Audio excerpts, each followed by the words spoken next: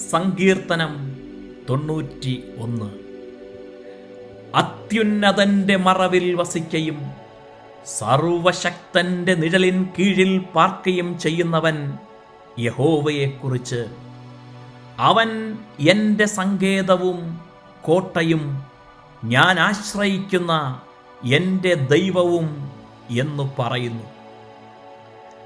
അവൻ നിന്നെ വേട്ടക്കാരൻ്റെ കണിയിൽ നിന്നും നാശകരമായ മഹാമാരിയിൽ നിന്നും വിടുവിക്കും.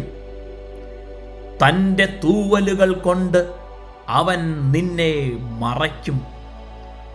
അവൻ്റെ ചിറകിൻ കീഴിൽ നീ ശരണം പ്രാപിക്കും.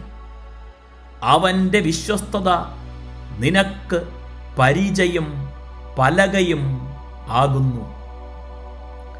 രാത്രിയിലെ ഭയത്തെയും പകൽ പറക്കുന്ന അസ്ത്രത്തെയും ഇരുട്ടിൽ സഞ്ചരിക്കുന്ന മഹാമാരിയെയും ഉച്ചയ്ക്ക് നശിപ്പിക്കുന്ന സംഹാരത്തെയും നിനക്ക് പേടിപ്പാനില്ല.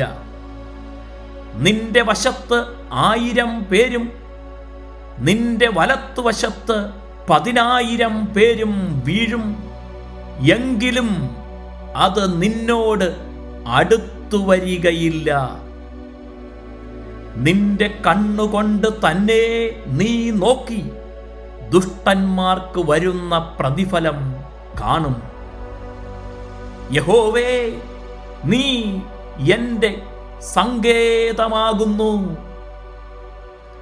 നീ അത്യുന്നതനെ നിന്റെ വാസസ്ഥലമാക്കി ഇരിക്കുന്നു. ഒരു അനർത്ഥവും നിനക്ക് ഭവിക്കയില്ല. ഒരു ബാധയും നിന്റെ കൂടാരത്തിന് അടുക്കയില്ല. നിന്റെ എല്ലാ വഴികളിലും നിന്നെ കാക്കേണ്ടതിന് അവൻ നിന്നെക്കുറിച്ച് തൻ്റെ ദൂതന്മാരോട് കൽപ്പിക്കും.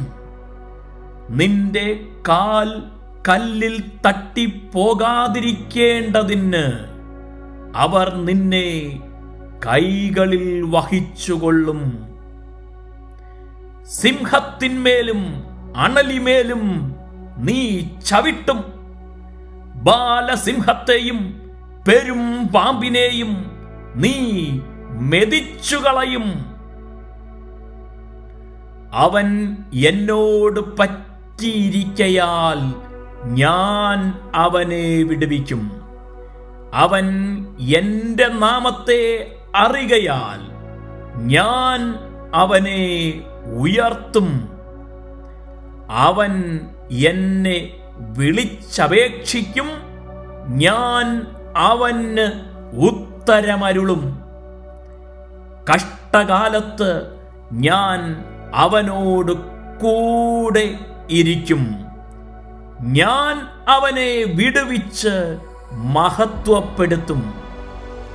ദീർഘായുസ്സുകൊണ്ട് ഞാൻ അവന് തൃപ്തി വരുത്തും.